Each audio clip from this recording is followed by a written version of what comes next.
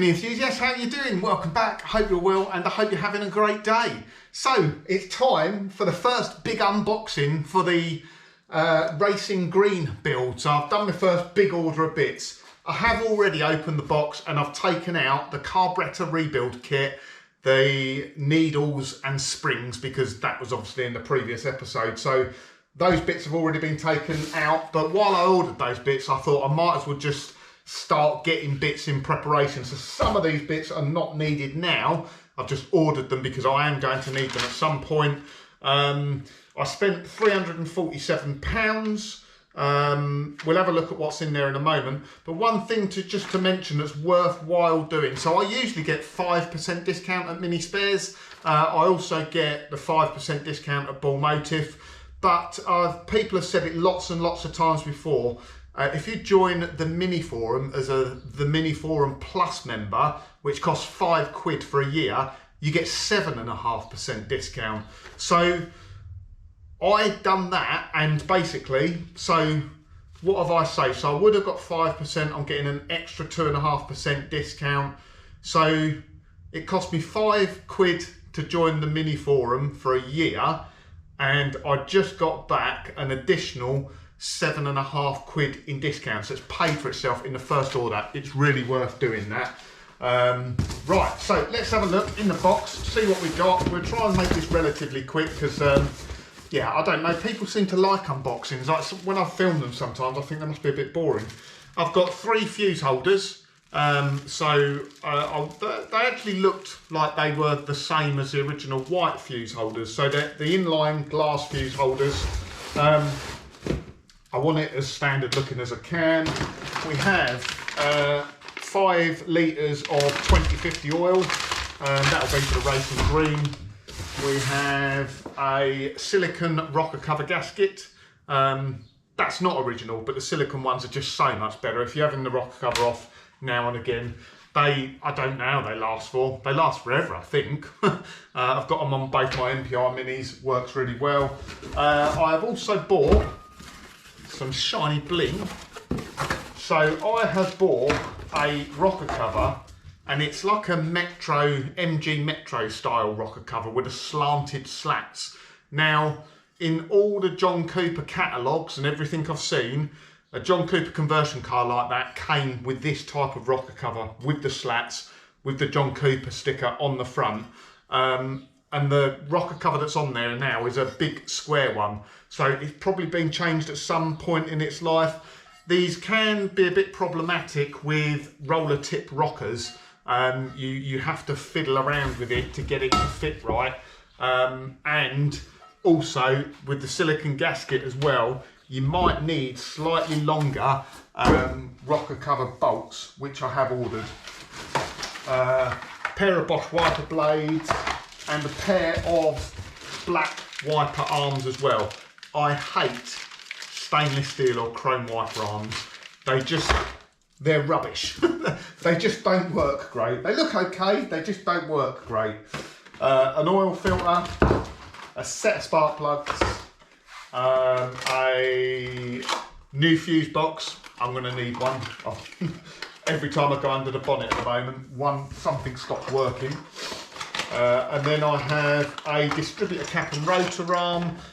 The eagle-eyed people among you will see that as an electronic ignition distributor cap. So the car currently has points on it, Lucas points, but the car came with an electronic distributor, which I've tested, which I'll probably show how I tested in a future video. So I'm in 2 minds. I might put electronic ignition on it. The only bit I'm not sure about, I'm assuming it's probably I don't know, it could be a mini distributor, but just whether the advance curves are going to be right or not. I don't know, I'll have to look at the distributor numbers and do a bit of research. Rear subframe mount bushes. Now, that is something I'm going to be doing on this car. It actually wants a rear subframe. I've had a good look underneath. Sump plug washer, rocker cover, seals, bushes, pair of radius arm pins. I don't actually know whether I'm going to need them, but I will always need them at some point. Oh, there's another fuse holder there. These are the longer bolts for the rocker cover. a gear shift oil seal, like stop leak kit. The chrome washers for the top of the rocker cover. A couple of drive shaft oil seals. Like I say, it's all a bit random. A set of new ignition leads. The old leads work fine, but obviously when we get into doing more of the restoration, I just want it all. I don't want to be using second-hand parts, which could be a bit iffy. And here I have a pair of manifold gaskets. Oh, what have I got? I've got 3. I'm sure I only ordered 2. I wasn't sure which gasket to order, so I thought I'll just order multiple ones. I just ordered ones. There was a choice. Manifold gasket, manifold gasket. Manifold gasket.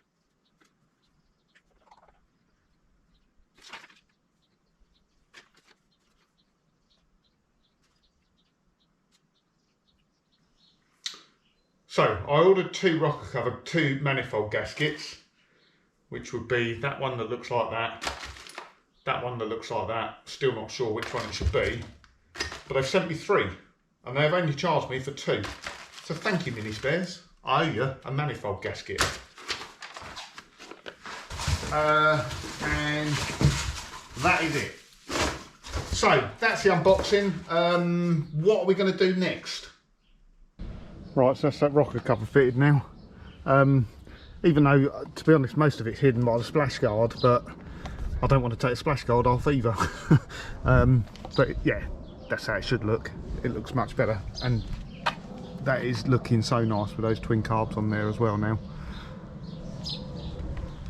So the old rocker cover I will probably just clean up and eBay, and we'll try and get a bit of money back for it. It all helps. And there are black wiper arms as well. I should have got washer jets. I didn't realise I need to get washer jets, but I don't like any of the chrome bling stuff. And actually, they just don't work very well. The spring tension is rubbish. As I say, unless you can buy some expensive ones somewhere, they are generally pretty naff. The sort of ones you get at shows and things like that. So it's one of the first things I always change.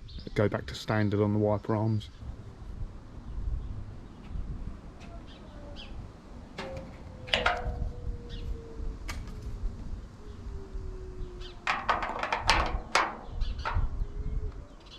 Right, so continuing on the bits and bobs I'm just doing on the car.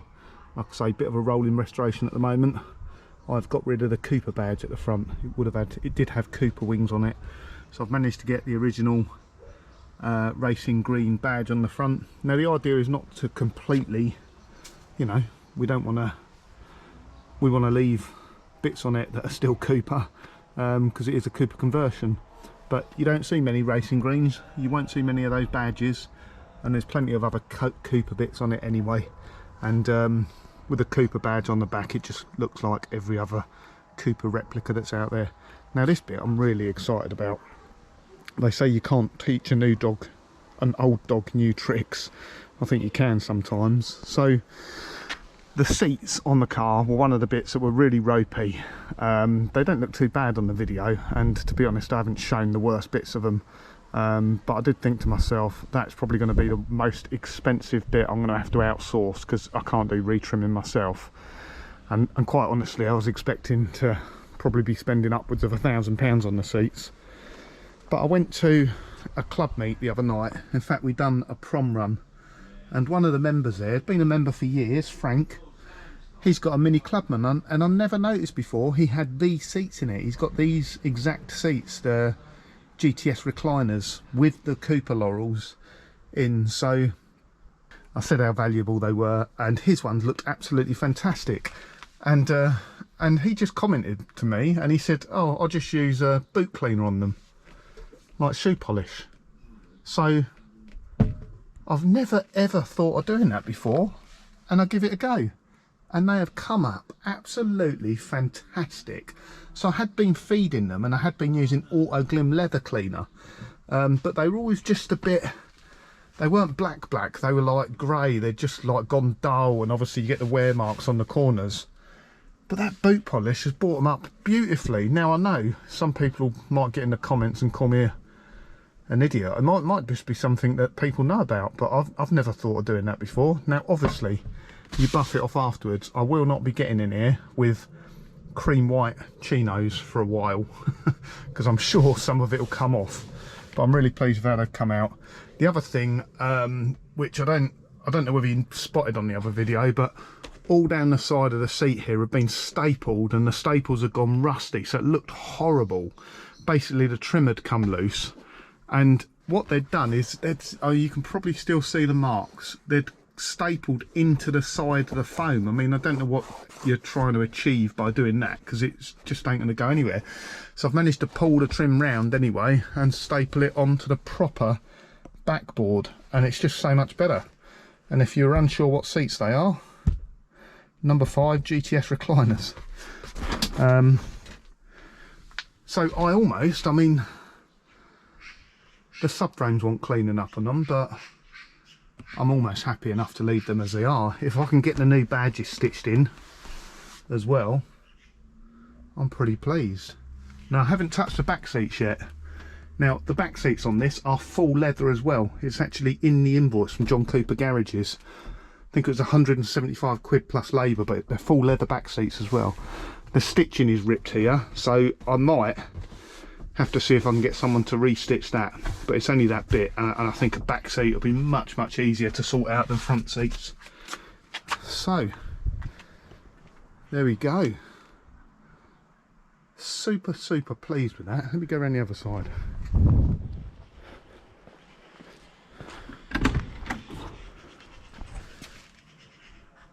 I do have to sort out the base has sunk a little bit in this one, but I'm sure that'll be easy to fix. Honestly, thanks Frank, they look brilliant. Like I say, if I sent them away, I'm sure it cost £1,000, and they'll probably look better. They probably will be better, but to be honest, a little bit of wear on leather is almost like patina, isn't it? Shows the age of the car a bit. Doesn't look bad. Right, one other bit to unmodify that I'm not sure about actually, because I quite like the look of them, is the door mirrors. So I've got the receipt. They are Downton door mirrors. They were, I'm sure they were quite expensive when they were bought, but the base on them is corroded and looks horrible. They've actually fitted it on the original mini mounting, so when you look out the mirror actually you can see where you're going, but they do actually look quite nice. I'm half tempted just to clean them up and refit them, but I don't know. I've got a pair of standard door mirrors which I got off Alex Toon, so I think let's just let's swap them over, do a side-by-side comparison and have a look. I suppose it's always going to be rusty like that though, isn't it? Right, so there's our two mirrors there. That's the standard mirror. Thanks to Alex Toon, my good mate Alex Toon, Classic Mini Details. He actually gave me these mirrors for Project Bruce. They're off one of his cars, but we didn't use them on Project Bruce in the end because Project Bruce had about 8 holes in the door, none of which fitted the original mirror. They're the Downton ones, like I say, bit corroded. Might clean them up, see what they look like. And that's it on the car. I've got to be honest, you don't even really notice them now. In fact, if anything, your eyes are more drawn to the seats inside now and other features of the car rather than the mirrors. The mirrors are quite blingy, so they stuck out. So I'm not sure. I'm going to keep those mirrors. I think maybe I'll swap them back, but I don't know. Standard mirrors work great, they really do, compared to the blingy ones, although those are not bad. Let's just have a look around the other side. So, do you see what I mean? The mirrors certainly draw the eye.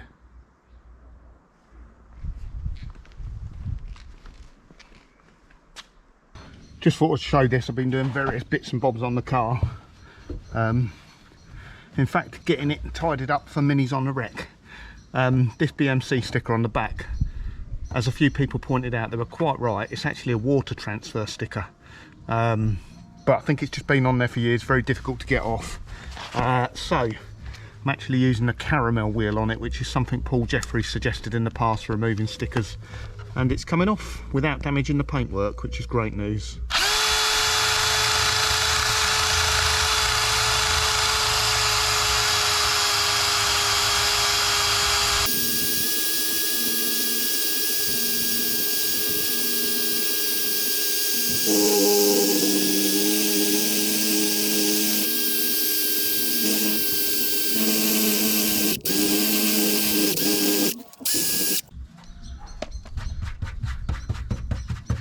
Does make a bit of a mess though.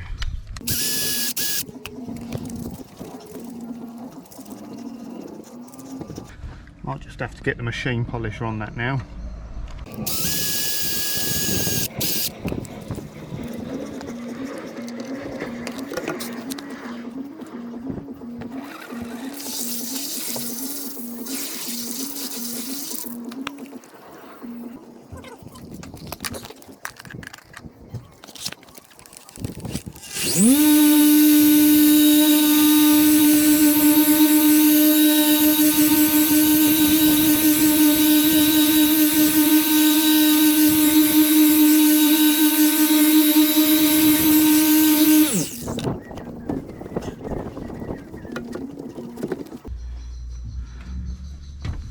Perfect. You'd never know that sticker was there. Or transfer.